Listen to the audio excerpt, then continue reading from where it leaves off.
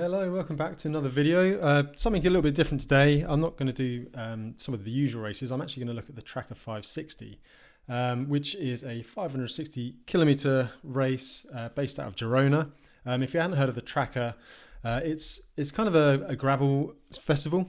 So they have a 100k, well 50k, 100k, 200k, 360, which I did last year, and this year they've added a 560 kilometer Traka adventure.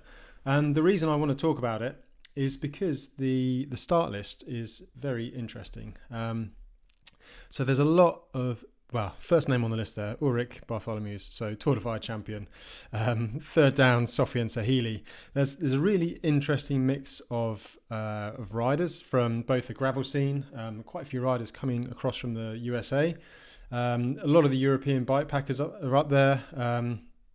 It's really attracted a massive field.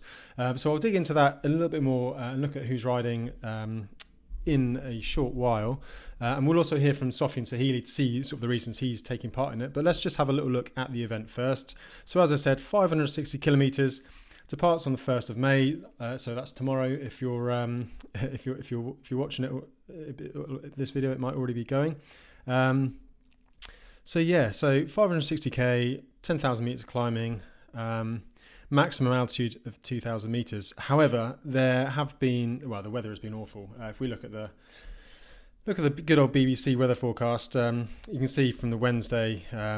This is for Girona itself, Girona town. We'll look at the map on ridewithgps in a second, and you can see rain, storms for the 2 or 3 days of the event.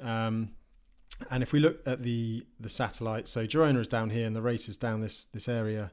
Touching onto the Pyrenees, and you can see there's just a massive front coming through, which is just going to smash the race. So in actual fact, the race has been, or the route has been adjusted, and it is now it's going to be slightly shorter. So I think it's 540, and a lot of those high peaks that were going to be included have now been removed for safety, because obviously when it rains really hard in the Pyrenees up high above 2,000 meters, it can be snow.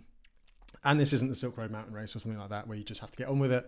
You know, it's a bit more of a mass participation event. And, well, these gravel races are a little bit soft, so they might cry if they get too cold. But let's have a little look at the route anyway. So 337 miles, so that's 540k. ridewithgps have actually partnered up with Classmark, who are the organisers of the event. So as you can see, it starts in Girona here.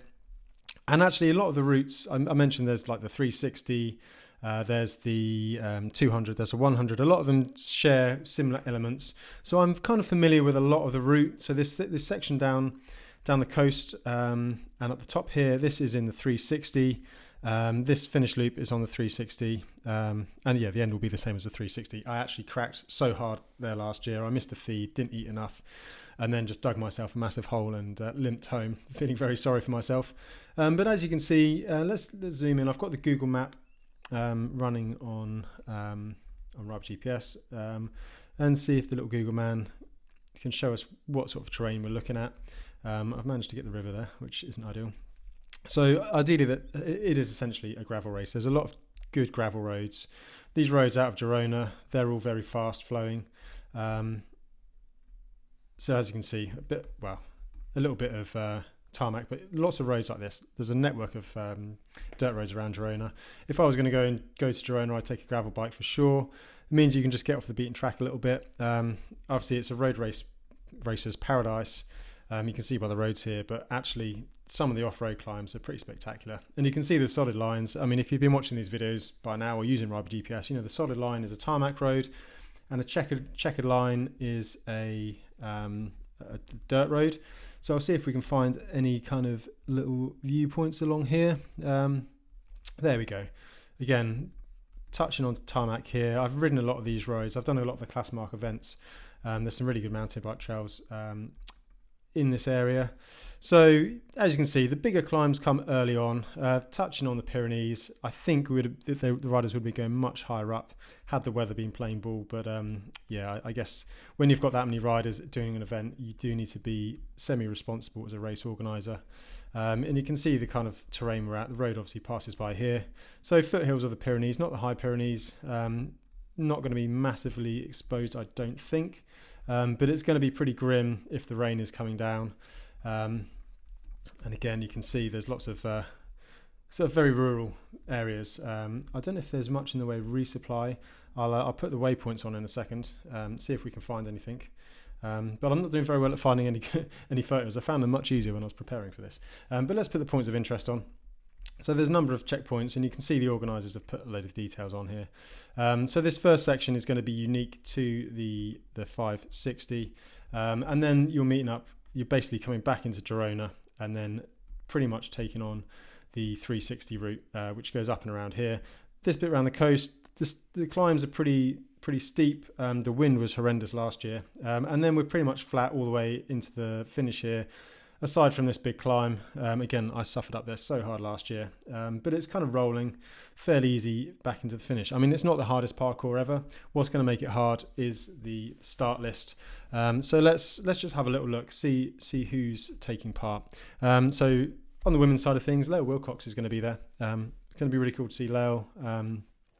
See what she can do. I mean, she's probably not as fast as some of these pure gravel racers.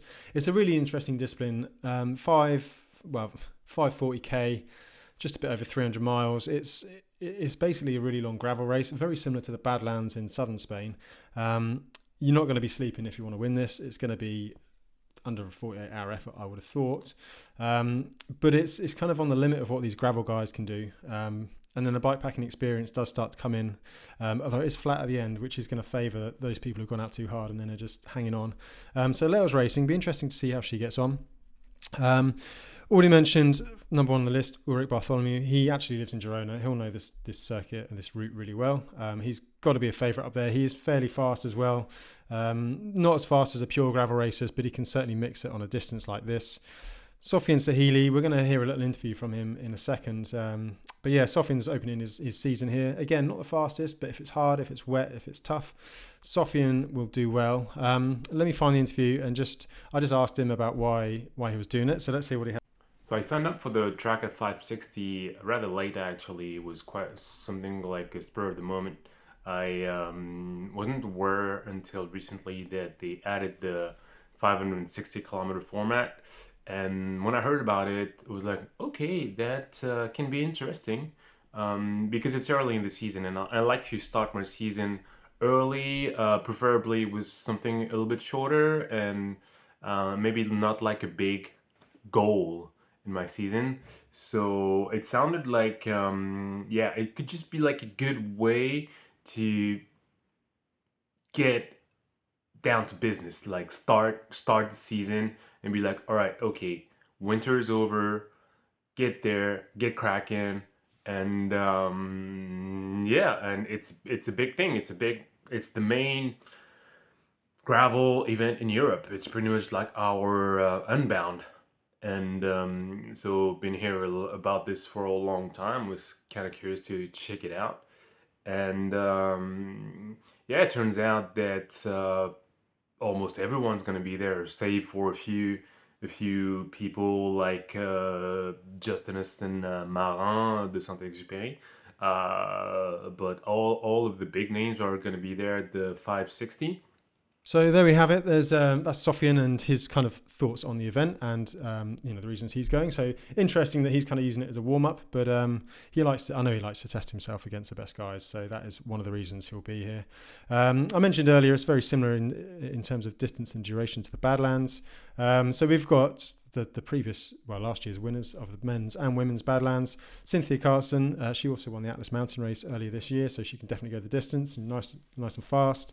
Rob Britton, he's come over from the road, used to ride for the rally team. He's raced professionally on the road. Won Badlands last year, obviously looking to try and capitalise on that and take some momentum forward. So it'd be cool to see how they get on. And we've also got Seb Brewer. He won Badlands, I think it was 2022. I raced with him last year on Silk Road Mountain Race. He likes to sleep though, so I used to catch him every morning. But he's fast. He used to ride away from me very easily. There's going to be a number of top guys up there.